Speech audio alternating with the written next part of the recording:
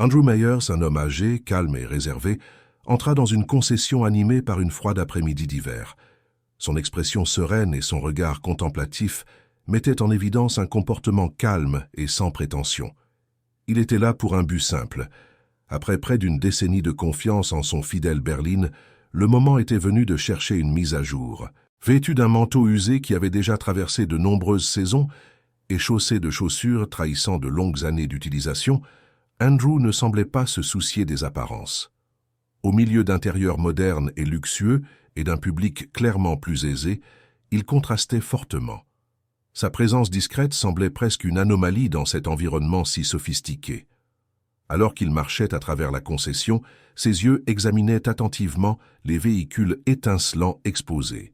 Chaque courbe polie et chaque détail chromé des voitures captèrent son attention de manière authentique. Cependant, l'accueil qu'il reçut fut remarquablement froid. Bien qu'il manifestât un intérêt évident pour les modèles disponibles, aucun des vendeurs ne prit la peine de s'approcher pour offrir de l'aide. Ils étaient trop occupés à servir des clients plus jeunes et plus tape à l'œil, dont les vêtements de marque et les airs de richesse donnaient l'impression qu'ils étaient là pour acquérir les modèles de luxe les plus chers. L'apparence modeste d'Andrew semblait agir comme une sorte de cape d'invisibilité, le faisant passer complètement inaperçu par l'équipe, comme si sa présence n'avait aucune importance. Parmi les vendeurs, Garrett Blake se démarquait. Un jeune homme d'apparence impeccable, avec des cheveux lisses soigneusement peignés en arrière et un sourire empreint de confiance, il était le professionnel typique qui savait comment charmer les bons clients.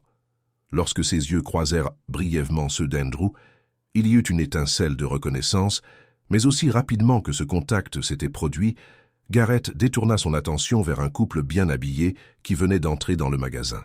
Le contraste était évident.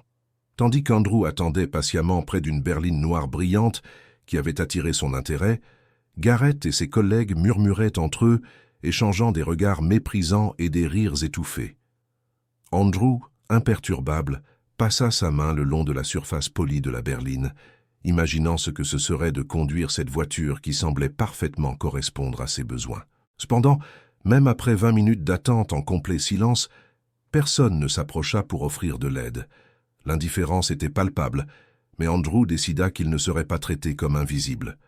Prenant une profonde inspiration, il se dirigea vers le bureau principal, où 3 vendeurs étaient occupés dans une conversation animée et totalement inconscients de la présence de l'homme qui s'approchait. « Excusez-moi », dit-il, d'une voix ferme mais empreinte de politesse. Bien que son ton fût contrôlé, il y avait un poids de frustration croissante dans ses paroles. « Je suis intéressé par l'achat de l'un de vos véhicules. Pourrait-on m'aider » Garrett leva à peine les yeux de son téléphone. D'un ton méprisant et d'un sourire ironique, il répondit « Nous sommes un peu occupés en ce moment. Pourquoi ne revenez-vous pas plus tard ?» Andrew resta calme, mais intérieurement, une tempête de sentiments commençait à se former. Il hocha lentement la tête, se retourna et commença à marcher en direction de la sortie. Chaque pas semblait plus lourd, chargé de déception et d'une colère silencieuse. Avant de quitter le magasin, il entendit l'un des vendeurs murmurer quelque chose sur un ton moqueur, suivi de rires étouffés. Perdre du temps avec un autre acheteur de vitrines. La moquerie ne passa pas inaperçue pour Andrew, mais il choisit de ne pas répondre. Les vendeurs ne savaient pas que cet homme apparemment ordinaire n'était pas quelqu'un de n'importe qui. Andrew Meyers avait passé des décennies à construire une fortune considérable, fruit d'investissements stratégiques et d'une perspicacité entrepreneuriale rare. Malgré cela, il choisissait de vivre simplement, valorisant le caractère et les principes au-dessus des apparences et des biens matériels. Cependant, cette humiliation ne serait pas facilement oubliée. En rentrant chez lui dans sa vieille berline, un plan commença à prendre forme. Cette nuit-là, Andrew passa quelques coups de fil à ses contacts dans le monde des affaires, articulant une stratégie qui non seulement changerait sa vie, mais inverserait également complètement la dynamique de cette concession. Le matin suivant, Andrew retourna au magasin, mais cette fois, sa visite avait un tout autre but. Après des heures de négociations stratégiques et d'appels influents, il avait sécurisé les fonds et les accords nécessaires pour acquérir toute la concession. Lorsqu'il entra à nouveau par les portes vitrées, rien dans son apparence ne trahissait l'ampleur de la transformation qui avait eu lieu. Le même manteau modeste et les chaussures usées couvraient sa silhouette, mais ses yeux brillaient maintenant de détermination. Le directeur général Thomas Green, un homme d'âge moyen avec un sourire artificiel, remarqua Andrew en entrant et l'aborda immédiatement avec une attitude condescendante. « Bonjour, monsieur. Comment puis-je vous aider aujourd'hui ?» Andrew maintint une posture polie mais ferme. Sans dire un mot, il sortit de la poche de son manteau un ensemble de documents soigneusement pliés et les remit à Thomas. Le directeur commença à déplier les papiers, les lisant avec une attention croissante. À mesure qu'il absorbait le contenu, son visage devenait progressivement plus pâle, et le sourire confiant laissait place à une expression de panique totale. « Qu'est-ce que cela signifie ?» balbutia-t-il, la voix vacillante. Andrew, jusqu'alors silencieux, brisa enfin la tension. « Je ne suis pas ici pour acheter une voiture. » Sa voix était calme, mais empreinte d'autorité. « Je suis ici en tant que votre nouveau patron. » Un silence assourdissant envahit l'environnement. Les vendeurs qui la veille avaient ignoré Andrew observaient la scène avec une curiosité croissante. Les conversations animées d'instants auparavant laissèrent place à des murmures nerveux alors qu'ils tentaient de comprendre ce qui se passait. Thomas, les mains tremblantes et le regard atoni, continuait de tenir les papiers, désormais incapable de détourner les yeux d'Andrew, qui restait impassible, comme un rocher inébranlable au milieu du chaos. « Cela ne peut pas être vrai », murmura Thomas, la voix empreinte d'incrédulité, tandis que ses yeux parcouraient encore les documents. « Vous avez acheté la concession ?»« Exactement », répondit Andrew, la voix ferme mais sans perdre sa contenance. « À partir de ce matin, je suis le nouveau propriétaire de cette opération, et je suis ici pour mettre en œuvre quelques changements nécessaires au sein de l'équipe. » Un silence inquiet envahit l'environnement. Les regards qui auparavant étaient empreints de mépris se transformèrent en regards nerveux et appréhensifs.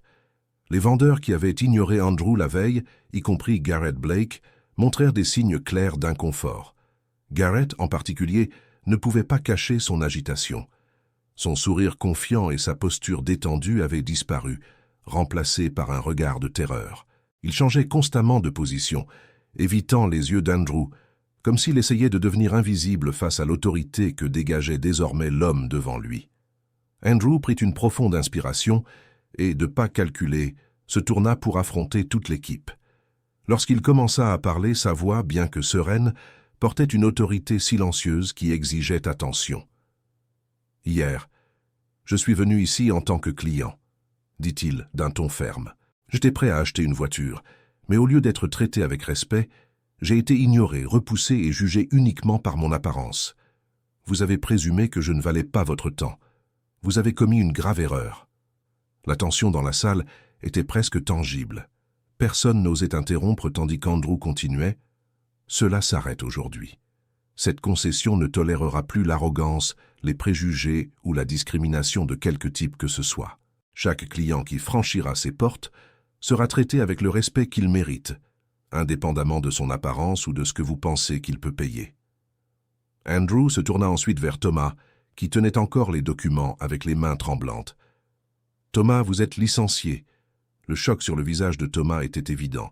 Sa mâchoire s'affaissa et il balbutia, incrédule. « Vous ne pouvez pas être sérieux. »« Je suis complètement sérieux, » répondit Andrew, la voix inébranlable. « Votre leadership a créé une culture toxique ici, et cela se termine maintenant. » Le silence qui suivit fut assourdissant. Andrew commença alors à s'adresser individuellement aux membres de l'équipe. Ceux qui avaient montré des attitudes méprisantes la veille étaient appelés un par un. Garrett fut l'un des premiers.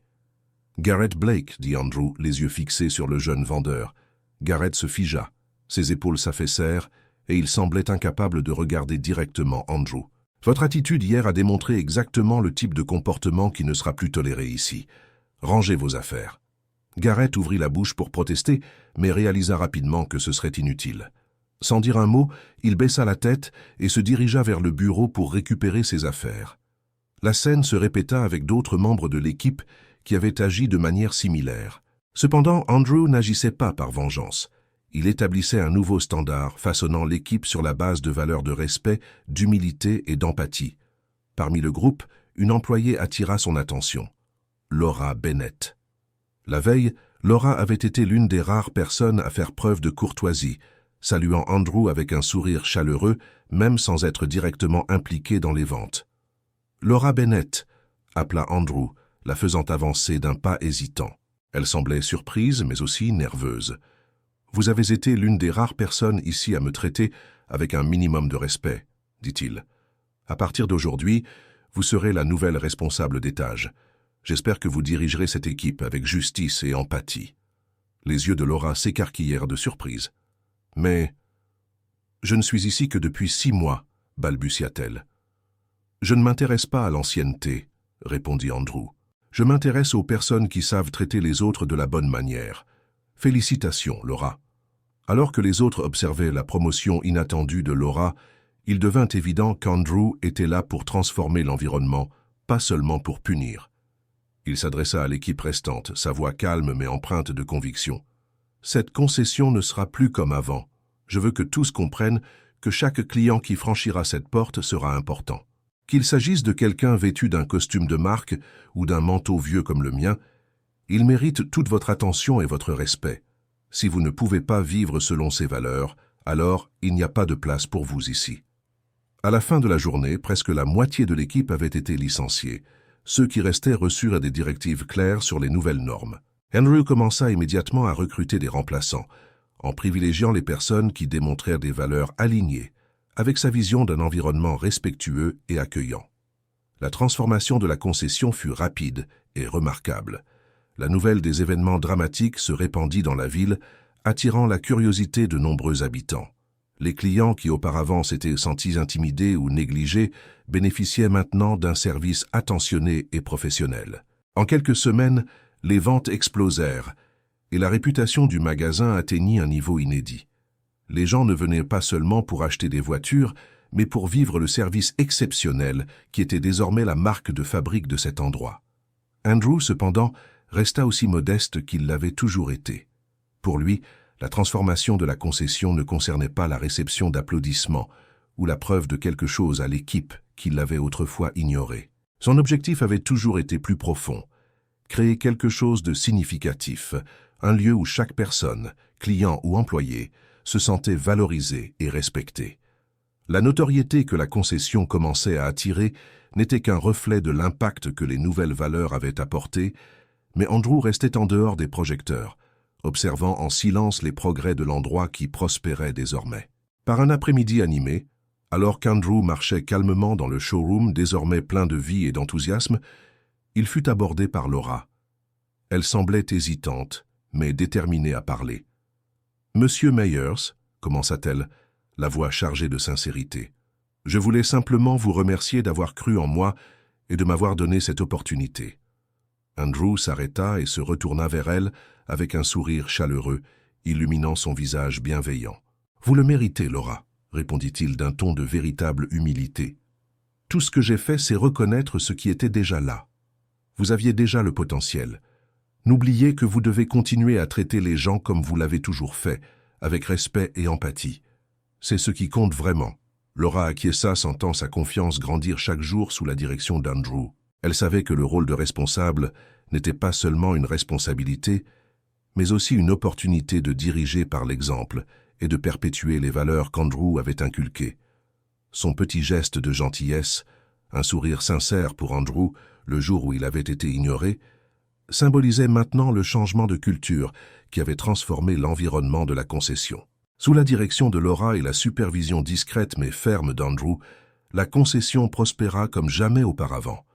Les clients, qui auparavant franchissaient les portes sans grandes attentes, commentaient désormais la qualité du service, le respect authentique et l'ambiance accueillante.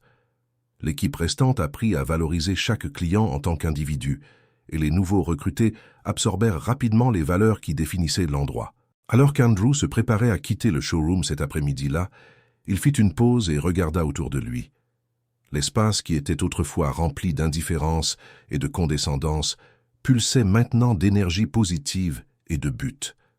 Les employés interagissaient avec les clients de manière respectueuse et chaleureuse, et l'éclat dans les yeux de tous reflétait quelque chose de plus profond que le succès financier. C'était un lieu où les gens se sentaient bienvenus, vus et respectés. Un sentiment de satisfaction envahit Andrew alors qu'il observait le résultat de sa vision. Ce n'était pas le pouvoir qu'il exerçait désormais, ni le succès financier de la concession qui le motivait. C'était le changement réel et significatif qu'il avait apporté. Cet endroit n'était pas seulement un magasin de voitures, c'était un rappel vivant que les attitudes importent plus que les apparences, et que traiter les gens avec dignité peut transformer même les situations les plus difficiles. Shenrus savait que la véritable richesse ne résidait pas dans l'argent ou les possessions, mais dans l'impact que l'on avait sur la vie des gens. Il avait prouvé, à lui-même et à tous ceux qui l'entouraient, que l'humilité et la bonté pouvaient triompher de l'arrogance et des préjugés, et ce faisant, il laissa une marque indélébile, non seulement sur la concession, mais sur chaque personne ayant eu le privilège de franchir ses portes.